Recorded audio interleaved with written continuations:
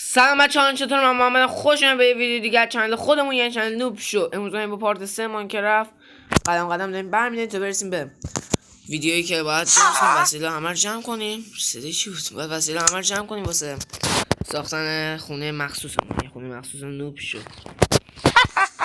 صدای چیه؟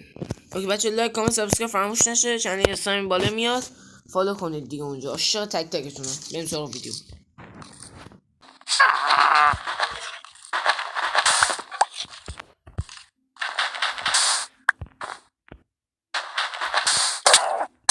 مردیم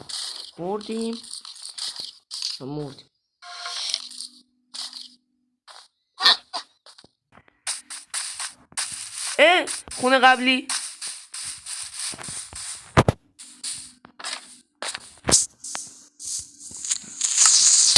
وای چی ترکید؟ نگو اینم ترکید.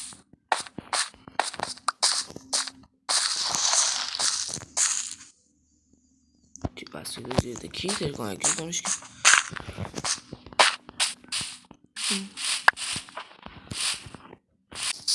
میگیرم تو حاجی. من خونم رو سرتو گم کنم یعنی یک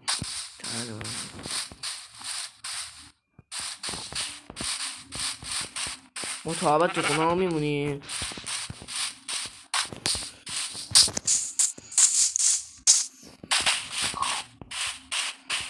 من تو رو بلتنه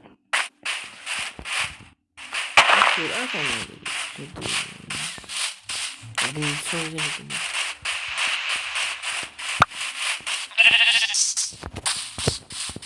تو جو ناموز تا مورد لگم مزرعه اینو هم باز من همین پایین درست فقط لگه بزن لده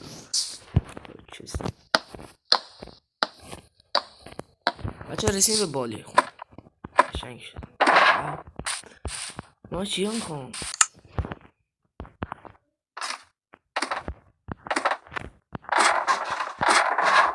خیلی سخته که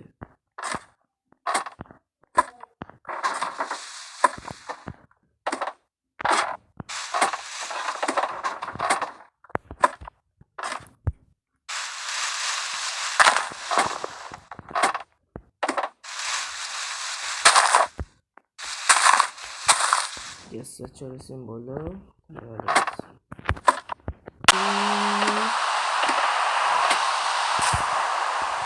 گفتم بعد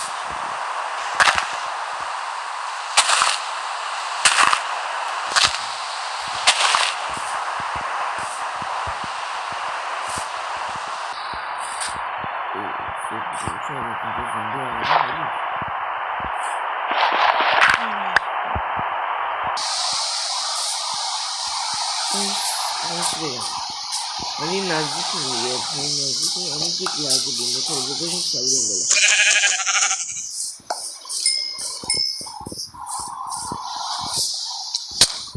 ای نه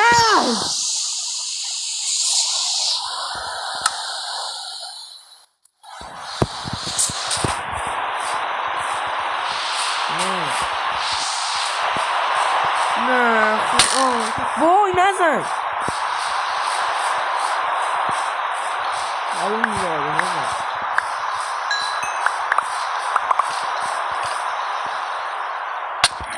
کی داره میزنه؟ کس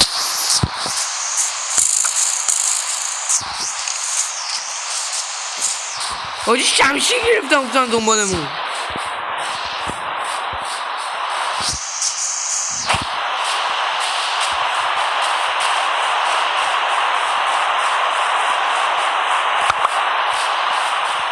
این بالا ویدیو تمام برسیم بالا.